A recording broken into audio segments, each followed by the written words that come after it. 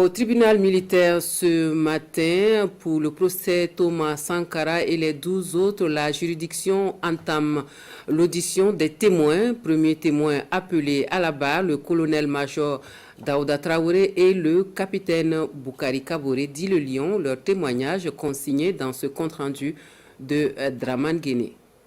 Témoignage ferme du colonel-major Daouda Traoré en tant qu'ancien membre du CNR, cumulativement membre du bureau politique et de la commission de contrôle et de vérification du CNR. Avant le 15 octobre, il y avait des tracts orduriers contre le président Thomas Sankara, de nature à salir son nom.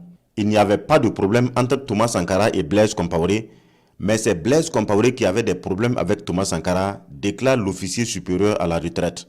La commission de contrôle, voyant les choses venir, décide de rencontrer Blaise Compaoré afin de sauver le CNR. À cette rencontre, le numéro 2 du CNR a assuré qu'il ne prendrait même pas une brindille contre Thomas Sankara. Mais à la grande surprise de tous, le drame du 15 octobre est survenu, emportant avec lui des hommes clés du CNR. Dans cette purge, engagée par les assaillants, le colonel-major Daouda Traoré a échappé belle. J'ai échappé à au moins 4 fois la mort. D'abord des rafales contre lui en voulant se rendre au conseil. Il replie à son service, là aussi il est visé par des tirs et il s'en sort avec de petites blessures. Son domicile était aussi assiégé. De son refuge, il arrive à joindre le lieutenant Oumar Traoré au téléphone après la déclaration de ce dernier à la radio. Dès qu'il a décroché, je lui demande où se trouve le président Thomas Sankara. Il me répond, ne quitte pas, je te passe Guinguéré. Je lui pose la même question. Lui, à son tour, me passe le commandant Dlengani. Je lui demande la position du président du Faso. Il me dit, ne quitte pas, je te passe Blaise Compaoré. Ce dernier me répond, Sankara est mort. Mais pourquoi? Il me répond, nous aussi on a perdu beaucoup d'éléments. Des inconditionnels du CNR ont tenté de résister et faire venir le BIA de Koudougou par le train. Mais trop tard, la FIMAT et les tirs étaient déjà pris.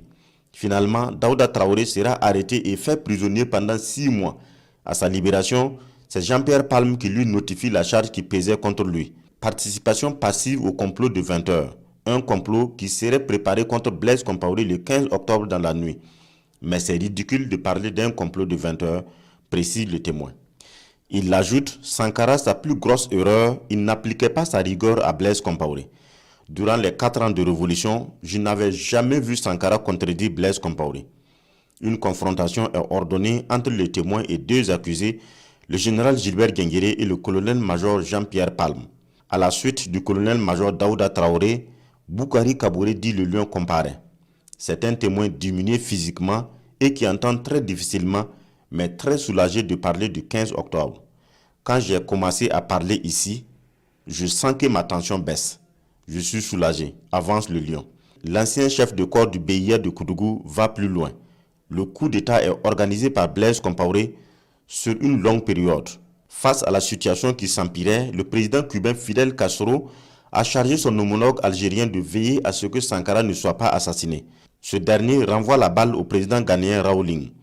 C'est ainsi que 2 plans A et B ont été proposés.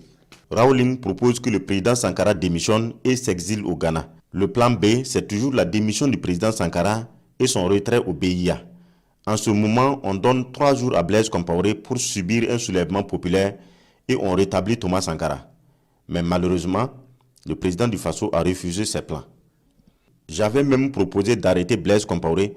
Sankara m'a dit que si je touche à un des poils de Blaise Compaoré, il n'allait plus jamais me parler jusqu'à la fin de sa vie, insiste le capitaine.